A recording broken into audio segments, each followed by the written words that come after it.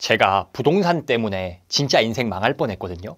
2021년 10월이 부동산 시장 피크 오브 피크였잖아요. 이때 저랑 와이프가 임신을 계획 중이었어요. 아이를 계획 중이어서 부모님 댁 가까이 붙어야겠다라고 이사를 준비했습니다. 그런데 원래 살던 집이 있었어요. 지방이어서 뭐 그렇게 비싼 집은 아닌데 이 집을 팔고 샀어야 되는데 최고점이었잖아요. 조바심이 나는 거예요. 매물이 없어. 가격은 계속 올라가. 조금 더 늦게 사면 더 비싸게 사야 될 것 같아. 라는 조바심이 드는 거예요. 그래서 에잇, 어차피 시장 좋으니까 우리가 파는 것도 금방 팔리겠지라고 사고 나중에 팔자라고 결정을 내렸습니다. 놀랍게도 제가 두 번째 집을 사자마자 시장이 꺾였어요. 거래가 아예 멈췄어. 기존 집이 안 팔려요. 그래서 저 지금까지도 그 두 채 다 못 팔았습니다. 친구들이 야, 너 집이 두 개야? 아니 여러분, 집이 몇 개인지는 하나도 중요하지 않아요. 진짜 와의 시골로 가면요, 한 1,000만 원 있어도 집 두 채 가질 수 있어요. 집이 몇 채인지가 중요한 게가 아니고 그게 돈이 돼야지. 돈이. 대출 이자랑 제 그 집값들 떨어진 거 생각하면 손해가, 와, 지금 유튜브가 그나마 잘 돼서 다행이지 그거 아니었으면 저 지금 파산했을 겁니다. 그런데 이야기를 왜 하냐? 그때 제가 분명히 야, 늦은 것 같아 어떻게 하면서 결정을 할 때 쎄함이 있었거든요. 하면서도, 도장을 찍으면서도 마음 한켠에 아, 이거 좀 아닌 것 같은데 라는 생각이 들었어요. 그렇지만 무시했죠. 그 결과가 어땠습니까? 인생이 훅 갈 뻔했잖아요. 이와 비슷하게 우리가 뭔가 잘못된 의사결정을 내릴 때 나타나는 증상 혹은 우리가 하는 생각이 있습니다. 오늘은 잘못된 선택을 내리기 전에 나타나는 증상과 사고방식에 대해서 이야기해 보도록 하겠습니다. 잘못된 의사결정의 전조 증상, 첫 번째 바로 흑백 논리입니다. 여러분이 뭔가 흑백 논리, 이거 아니면 저거에 따라서 의사결정을 하고 있다. 그건 분명한 위기 신호입니다. 어떤 경우냐? 이때가 아니면 안 돼. 이 아이템이 아니면 안 돼. 이런 생각은 분명 위기의 전조예요. 제가 부동산 실수 왜 했습니까? 가격이 또 올라갈 것 같으니까 지금 아니면 안 돼. 그와 더불어서 당시에 시장이 워낙 잘 되다 보니까 매도자들이 다 집을 안 팔려고 했어요. 나중에 더 올라갈 것 같으니까. 그래서 매물이 없어. 그러니 제가 뭔 생각을 했겠습니까? 이 집이 아니면 안 돼 라고 생각을 했죠. 그 결과가 어땠어요? 처절한 후회로 돌아오지 않았습니까? 특히 투자해서 그렇죠. 부동산 사장님들이 자주 쓰는 테크닉이 있습니다. 뭐냐? 집을 한번 봤어. 그러고 나와요. 그럼 나중에 연락이 와서 다음 집에서 이 집 지금 고려하고 계약금 넣을 수도 있는데 빨리 결정해야 돼요 라고 보채거든요. 저도 당한 적이 있습니다. 신혼 때 첫 집을 보러 다니는데 사장님이 집 보고 나오자마자 다음 집에 계약금 넣는데 100만 원이라도 지금 빨리 넣으라고 전화가 오는 거예요. 근데 저랑 와이프가 야, 우리 첫 집을 이렇게 급하게 결정하지 말자. 그래서 사장님, 저희 이렇게 급하게 결정하고 싶진 않습니다 라고 했더니 사장님 하는 말이 진짜 5분 있다가 집이 팔려 나갈 것처럼 그렇게 보채던 사장님이 그래요? 그럼 저희 다음 주에 통화합시다. 말이 됩니까? 당장 5분 있으면 안 될 것처럼 하더니 주식은 뭐 다릅니까? 당장 촌각을 다투는 것처럼 오늘 아니면 안 될 것처럼 막차 타자라고 사람들이 달려들던 경우에 그 끝은 어땠습니까? 대부분 하락으로 귀결됐어요.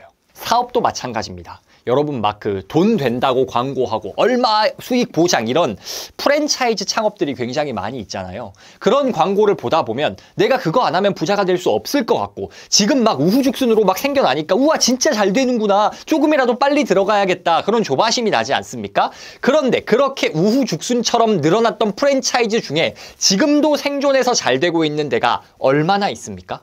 거의 없어요. 이때 아니면 안 돼. 이거 아니면 안 돼. 이런 흑백 논리는요, 이성적 판단을 막으려고 사람을 속이려는 판매자들이 사용하는 논리이지 우리가 의사결정에 활용할 수 있는 좋은 논리는 아닙니다. 왜? 세상에 이거 아니면 안 돼. 이건 존재하지 않거든요. 인간관계에서도 마찬가지입니다. 우리가 어릴 때 막 순수할 때는 이 사람 아니면 안 될 것 같고 나는 이 사람 없으면 죽을 것 같고 내 첫사람과 결혼을 해야 될 것만 같고 그래서 정말 그 사람에게 목매지 않습니까? 나이 들어보니까 어떻습니까? 그 사람이 인생에 없어도 별일이 안 생겨요. 여러분이 뭔가 물건을 구매할 때 어떻습니까? 우와, 이거는 할인하니까 무조건 사야 돼. 이거 할인이 카운트다운으로 막 초식에 나와가지고 1시간밖에 안 남았어. 하루밖에 안 남았어. 지금 아니면 이런 할인은 없어. 라고 생각하고 여러분이 지르죠. 연말 할인이 끝나면 신년 할인이 시작됩니다. 이때 아니면 안 되는 없다는 거예요. 사업도 마찬가지입니다. 여러분, 돈 되는 사업 아이템이라는 건 시대 불문 존재할 수밖에 없습니다. 왜 그럴까요? 사업이란 건 뭐에서 출발하는 거냐? 기본적으로 사람들의 욕구에서 출발하지 않습니까? 뭔가를 먹고 싶다, 멋있어 보이고 싶다, 돈을 벌고 싶다, 이런 욕구는 시대에 상관없이 존재하지 않습니까? 그러니 인간에게 욕구라는 게 존재하는 한 사업이란 건 언제든 존재하기 마련이고 사업의 기회는 생긴다는 거예요. 그렇다면 그런 사업을 하는 사업체들을 사고 파는 게 뭡니까? 그게 주식 투자 아닙니까? 그렇기에 마찬가지로 주식 투자 역시 언제나 기회는 있다. 이게 맞는 거예요. 이게 세상이 이루어지는 방식입니다. 이거 아니면 안 돼. 세상은 이런 흑백 논리로 이루어지지 않아요. 그런데 세상이 흑백이 아님에도 불구하고 흑백으로 세상을 바라보고 의사결정을 한다. 그럼 필연적으로 우리는 잘못된 의사결정을 하고 가난해질 수밖에 없는 겁니다. 세이노의 가르침에서는 이렇게 말합니다. 가난한 사람들은 세상을 일방적으로 해석하고 쉽게 흥분한다. 순박하여서가 아니라 전체적 상황을 보는 능력이 약하기 때문이다. 그러다 보니 흑백 논리에 아주 강하다. 세상은 회색인데도 말이다. 세상은 흑백이 아니라 회색입니다. 그럼에도 불구하고 사람들은 흑백 논리, 이거 아니면 안 돼, 난 지금 이 기회를 잡아야만 해 라고 생각합니다. 왜 그러냐? 사람들의 욕심에 대박을 향한 욕구가 있기 때문입니다. 인간은 기본적으로 욕심이 많아요. 그래서 누구나 가능하면 한 방에 큰 수익률, 큰 만족, 큰 대박을 얻으려고 합니다. 그런데 여러분, 투자로 예를 들어 볼게요. 우리가 수익률 대박 났다고 가정을 해보겠습니다. 코인 같은 데서 가끔 100배, 1000배 나오잖아요. 이거는 진짜 인생이 바뀌어요. 이건 인생이 바뀌어. 어쩔 수 없어. 근데 그건 우리에게 대부분에게 해당되지 않는 극소수의 이야기니까 잠시 제외하고 우리가 투자를 통해 2, 3배 정도 수익을 냈다고 가정해 보겠습니다. 어때요? 대박이잖아요. 엄청난 거잖아요. 근데 이거 돈으로 따져보면 어떻습니까? 100만 원으로 시작했으면 2, 300만 원 된 거죠. 1억으로 시작했으면 2, 3억이 된 거잖아요. 너무 좋지. 너무 기분 좋아요. 그런데 1억을 가지고 있던 사람이 2, 3억이 되면 인생이 엄청나게 바뀝니까? 기분은 좋은데 사는 모습은 그렇게까지는 안 바뀌어요. 그런데 여러분 이걸 생각해야 됩니다. 1억이 2, 3억이 되면 인생이 그렇게까지는 안 바뀌어. 그런데 1억 있는 사람이 1억을 잃어버리면 인생이 많이 망가집니다. 즉 무슨 말이에요? 우리는 대박을 추구하는 심리 때문에 이거 아니면 안 돼라는 조급함을 느낍니다. 그런데 그 대박을 추구하다가 생존이 위협받으면 아무 가치가 없다는 거예요. 돈의 심리학이란 책에서는 이렇게 말합니다. 금전적 성공을 한 단어로 요약한다면 나는 생존이라고 말하겠다. 전멸하는 일 없이, 포기하는 일 없이 오랫동안 살아남는 능력이 가장 큰 차이를 만들어낸다. 투자든 커리어든 사업이든 상관없이 생존이 여러분의 전략에서 기본 중에 기본이 되어야 한다. 성공이란 대박이 아니라 뭐라고요? 생존이다. 몇 배 대박 내려고 하다가 생존을 잃어버리는, 죽는 일이 생기면 아무 의미가 없다는 겁니다. 그런데 우리는 대박을 내려고 하다 보니 흑백 논리를 따라 사고합니다. 이게 아니면 안 돼 라고 생각해요. 그러다 보니 결국 파국에 이르게 되는 경우가 많이 생기는 겁니다. 물론 정말 드물게 이거 아니면 안 돼, 이건 무조건 잡아야 돼 하는 1000배, 10,000배 수익이 나는 그런 대박 찬스가 가끔 있어요. 인생에 한두 번 있어요. 근데 여러분 상식적으로 그 확률이 나에게 떨어질 확률이 얼마나 됩니까? 그런 행운은요 정말 뭐랄까 난생 투자든 사업이든 아무것도 하지 않다가 이제 한번 해봐야지 이런 사람들에게 찾아오지 않아요. 투자든 사업이든 꾸준하게 시장에서 생존해 있으면서 항상 노력하던 사람들이 그런 대박 행운도 잡는 겁니다. 즉 이거 아니면 안 되라는 사고방식의 사람들의 몫이 아니라는 거예요. 여러분이 어떤 의사결정을 내리기 전에 이거 아니면, 이때 아니면 안 될 것 같아 라는 흑백 논리에 따라서 의사결정을 내리기 직전이다. 그러면은 그때 기억하셔야 합니다. 세상에 그런 건 없습니다. 잘못된 결정을 내리기 전 나타나는 두 번째 증상, 바로 뉴노멀입니다. 많이 들어보셨죠? 이 단어가 코로나 이후에 특히 많이 일반화된 단어입니다. 뭐 그런 게 있었죠. 앞으로는 마스크를 쓰고 사는 게 기본이 될 거다. 모두가 마스크를 코로나가 종식되더라도 불안해서 쓰고 다닐 것이다. 지금 길거리 다녀보십시오. 쓰고 다닙니까? 많이 안 써요. 그나마 이거는 순간적인 공포심으로 그래 그럴 수 있어 라고 칠게요. 근데 뉴노멀이란 단어가 마스크에만 쓰이지 않았어요. 또 어디도 쓰였냐? 재택근무가 뉴노멀이 될 것이다. 이제는 오피스가 필요가 없다. 강릉, 양양, 제주 이런 데서도 우리가 원격으로 근무할 수 있지 않겠냐? 여러분 지금 재택근무하고 계십니까? 다 출근할걸요? 대부분. 주가 지수, 코스피 3,000 뚫고 막 할 때는 3,000은 이제 기본이다. 코스피는 5,000 시대로 갈 것이다. 그게 뉴 노멀이다. 어떻습니까 지금? 더 이상 말하지 않겠습니다. 자, 그리고 그 다음 금리. 코로나 때 완전 초저금리 시대 0% 금리라고 했을 때 역시나 마찬가지. 이제는 저금리가 기본값이다. 이후에 어떻게 됐죠? 변동금리로 대출을 받아보신 분들은 0%가 뉴노멀이다라는 과거의 어떤 전문가들의 말에 찾아가서 멱살을 잡고 싶을 겁니다. 아무리 세상이 급변하게 변했어도 뉴노멀이란 게 생기지 않았다고요. 이런 단어가 왜 생겼냐? 여러분, 인간은 받아들일 수 없는 상황, 충격적인 상황을 경험할 때 일련의 사고 과정을 통해서 자신의 생각을 수정해 갑니다. 처음에는 충격적인 상황이 생기면 어떤 반응을 보이냐? 회피하고 부정해요. 야, 코로나 그거 그냥 잠깐 지나가고 말 거야. 옛날에 뭐 사스 뭐 이런 것도 금방 끝났잖아. 그렇게 부정하고 현실을 회피합니다. 그러다가 어때요? 점점 상황이 안 좋아지는 게 보여. 그렇지만 여전히 아니야 라는 생각을 품고 희망을 가지고 있어서 가능성을 찾습니다. 여기서 어떻게 하면 상황이 더 나아질 수 있을까? 희망을 품어요. 그러다가 이 가능성이 꺾일 때, 즉 현실이 절망적이라는 걸 깨달을 때 이제 절망하죠. 절망하고 그 상황을 수용하게 됩니다. 어쩔 수 없지라고 하는 겁니다. 그런데 그런 안 좋은 상황에 그래 어쩔 수 없지라고만 있으면 인간이 너무 괴롭잖아요. 그래서 인간은 그때부터 어떤 사고방식을 하게 되냐? 합리화를 하게 됩니다.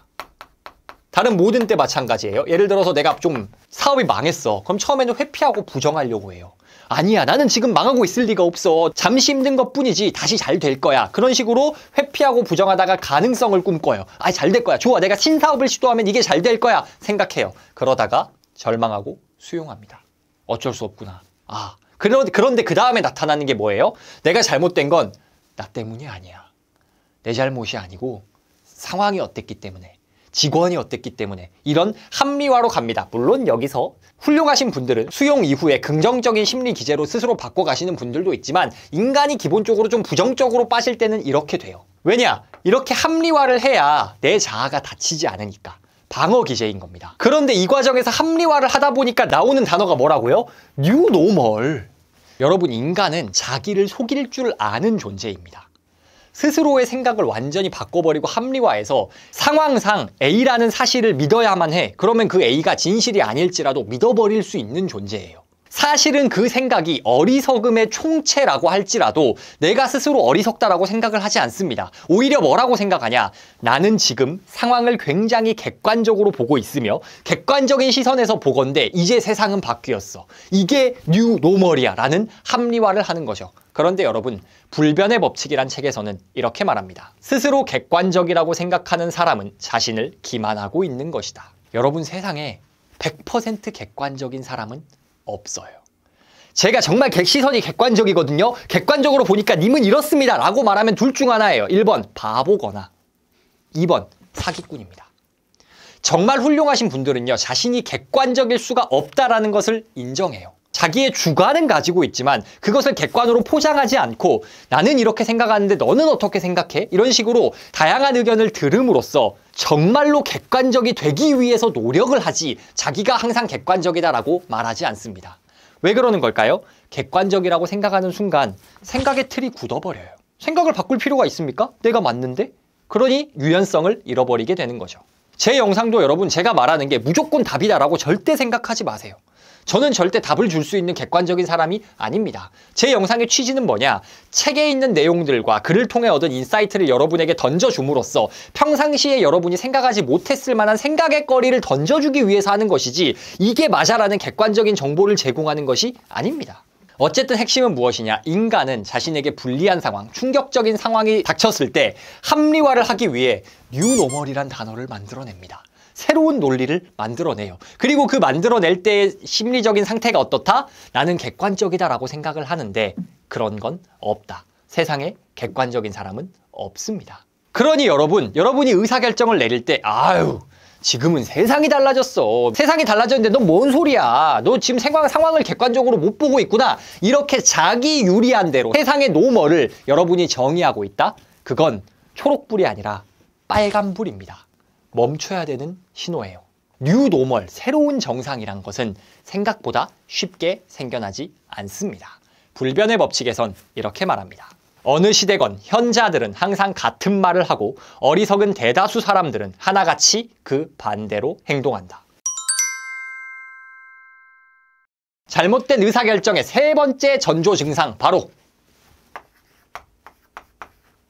긍정회로입니다. 제가 아까 인간이 잘못된 의사결정을 내릴 때 흑백 논리에 기초해서 사고하며 뉴노멀을 만든다라고 했잖아요. 근데 이게 사건이 발생하고 나서 바로 이런 사고방식으로 이어지는 게 아닙니다. 흑백 논리와 뉴노멀이라는 종착점에 도달하기까지 중간 단계가 있어요. 그 중간 단계가 긍정회로입니다. 여러분, 어떤 인간이 자기가 의사결정을 내릴 때 나는 감정에 따라서 그때그때 말이 바뀌는 사람이니까 그냥 내 말은 하나도 객관적이고 이성적이지 않아요 말하고 싶은 사람이 어디 있겠습니까? 인간은 누구나 자기가 이성적이고 합리적으로 사고하는 사람이다 라고 생각하고 싶어 해요. 그러다 보니까 어떤 사건을 접하면 중간 단계에서 긍정회로를 엄청 돌립니다. 그러다 보니까 뉴노멀을 만들어내고 흑백 논리에 빠지게 되는 거예요. 아까 제가 부동산 이야기 말씀드렸잖아요. 제가 부동산 처음에 그 의사결정을 내릴 때 쎄했거든요. 뭔가 이러다가 집값 떨어지면 어떡하지? 거래가 끊기면 어떡하지? 하는 쎄함이 있긴 했어요. 그런데 당시에 저희 와이프는 사는 걸 반대했거든요. 근데 제가 어떻게 설득했냐? 미친 논리를 펼쳤습니다. 자 봐봐. 최근에 집값이 이만큼 올랐잖아. 몇 달 만에 이만큼 올랐으니까 앞으로 6개월 만에 그만큼만 올라도 우리가 몇 천만 원을 버는 거야. 이 불장에, 이 상승장을 우리가 집 하나만 가지고 있는 게 맞냐? 2개로 맞아야지 우리가 부자가 되지 않겠냐? 그리고 지금 부동산에 매물이 없기 때문에 가격이 더 올라갈 수밖에 없다라는 식으로 긍정회로를 막 돌려가지고 제가 막 장밋빛 미래를 와이프한테 브리핑을 했습니다. 그런데 여러분, 방금 들으셨으면 아시겠지만 제가 펼친 장밋빛 미래에서 뭐가 실종됐죠? 리스크는 단 하나도 언급하지 않았어요. 저희 와이프가 그때 말했거든요. 오빠, 집값 근데 떨어지면 어떡해? 우리 계획대로 집이 안 팔리면 그때는 어떡해? 그때의 관점에서 보면은 지금 이렇게 시장이 불장인데 집값이 떨어지겠어? 라고 생각을 했는데 어쨌든 존재하는 리스크잖아요. 근데 이걸 제가 긍정회로를 돌려서 그럴 확률이 얼마나 되겠어? 상식적으로, 이성적으로 생각해봐 하고 덮어버렸어요. 하나도 이성적이지 않았죠. 이래서 와이프 말을 잘 들어야 돼. 자, 그런데 어쨌든 여러분, 뭐냐면 인간이 긍정회로를 돌리면 끝도 없이 돌릴 수 있다는 겁니다. 실제로 그 당시 시장 분위기를 봤을 때 갑자기 시장이 꺾일 확률이 좀 낮았거든요. 누가 봐도 모든 전문가들도 더 갈 거다 그랬고, 그런데 여러분 모두가 결과를 아시듯 그 이후로 2021년 10월 이후로 귀신같이 시장이 얼어붙었습니다. 그 일이 실제로 일어난다는 거예요. 그러기에 우리가 긍정회로를 돌릴 때 반드시 생각해야 할 점이 바로 이겁니다. 뭐라고요? 그 일은 반드시 일어난다. 불변의 법칙이란 책에서는 이렇게 말합니다. 100년 만의 사건이란 100년에 한 번씩 일어난다는 뜻이 아니다. 어느 해에든 그 사건이 발생할 확률이 약 1%라는 의미다. 이는 낮은 확률로 느껴진다. 하지만 수백 가지의 개별적인 100년 만의 사건들이 있다면 특정한 해에 그중 하나가 발생할 확률은 얼마나 될까? 꽤 높다. 집값 떨어질 확률 낮았죠. 갑자기 거래가 안 될 확률 낮았죠. 그런데 그런 제 의사결정에 리스크로 작용할 수 있는 사건들이 몇십 개는 있었을 거 아닙니까? 그렇다면 제가 부동산을 매수했던 그때 그 중에 하나라도 발생할 수 있는 가능성은 어땠을까요? 돌이켜 생각해보면 30~40%는 될 수 있었을 것 같아요. 그러니 어때요? 리스크를 고려했어야 한다는 겁니다. 우리는 설마 그런 일이 있겠어 라고 리스크를 무시해버리고 긍정회로를 돌리지만 설마 그런 일이 있겠어 싶은 일 중에 하나는 무조건 생긴다. 차라리 그런 일은 그냥 100% 생긴다라고 전제하고 그런 일이 발생했음에도 불구하고 생존할 수 있는 계획을 세워야 한다는 거예요. 그런데 그런 건 전혀 생각하지 않고 긍정회로만 돌려서 대가리 꽃밭이라고 하죠. 난 잘 될 거야 이러고만 있으면 100% 망하는 일이 생긴다는 겁니다. 물론 우리는 긍정적인 사고를 할 필요가 있죠. 미래에 대한 낙관을 가질 필요가 있습니다. 그렇지만 그 과정에서 생존이 위협받지 않도록 적당한 비관주의가 섞여 있어야 한다는 거예요. 불변의 법칙에선 이렇게도 말합니다. 우리는 이것을 기억할 필요가 있다. 발전을 위해서는 낙관주의와 비관주의가 공존해야 한다. 이 둘은 공존이 불가능한 정반대의 태도로 느껴진다. 그래서 흔히 사람들은 둘 중 하나를 택한다. 그러나 이 둘의 균형을 맞추는 것은 언제나 인생에 꼭 필요한 기술이었고 앞으로도 그럴 것이다. 비관론자처럼 대비하고 낙관론자처럼 꿈꾸라. 그 균형이 중요하다. 우리가 잘못된 선택을 내릴 때는 어떻다고요? 긍정회로만 돌려요. 마음 한구석에 불안함, 비관주의가 살짝 올라오는데 에이 그게 얼마나 되겠어 하고 던져버린다. 꼭 이럴 때 문제가 생긴다는 겁니다. 1% 확률로 일어날 아주 가능성 낮은 일이 100개가 쌓이면 그 중에 하나는 터집니다. 여러분이 의사결정을 내릴 때 만약에 한없이 긍정회로만 돌리고 있다. 가격이 올라갈 거야. 사업이 잘 되겠지. 이렇게 하면 사람들이 다 좋아할 거야. 이런 긍정회로는 여러분에게 결코 좋은 신호가 아닌 경고 신호가 될 수 있다는 것을 기억하셔야 합니다.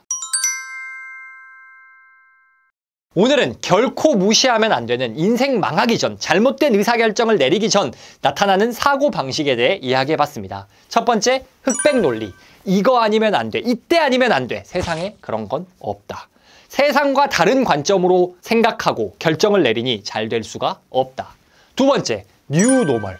인간은 자신에게 불리한 상황을 합리화하기 위해서 새로운 논리를 세워낸다. 그러나 어느 시대건 현자들, 현명한 사람들은 같은 말을 한다. 즉, 새로운 노멀이 잘 생겨나지 않는다. 우리가 만약 이 상황을 새로운 노멀, 세상이 뒤집혔다라고 설명하고 있다면 그것은 너무 내중심적으로 세상을 바라보고 있는 것일 수 있다. 마지막, 긍정회로. 리스크는 다 무시한 채 에이 그거 될 확률이 얼마나 되겠어 라고 생각하고 의사결정을 내리면 위험하다. 왜? 1%의 확률, 발생 가능성이 낮은 일이 100개가 쌓이면 그 중에 하나는 터진다. 그러니 우리는 행여 문제가 생기더라도 생존할 수 있는, 즉 리스크를 최소화할 수 있는 선택을 내리려 노력해야 한다. 이러한 신호들, 흑백논리, 뉴노멀, 긍정회로를 무시하고 의사결정을 하시면 제가 예전에 부동산에서 그랬듯이 여러분도 후회하실 경험을 하실 수 있기 때문에 여러분은 그런 후회하지 않기를 바라는 마음으로 오늘의 컨텐츠를 준비했고요. 여러분에게 도움이 되셨기를 진심으로 바랍니다.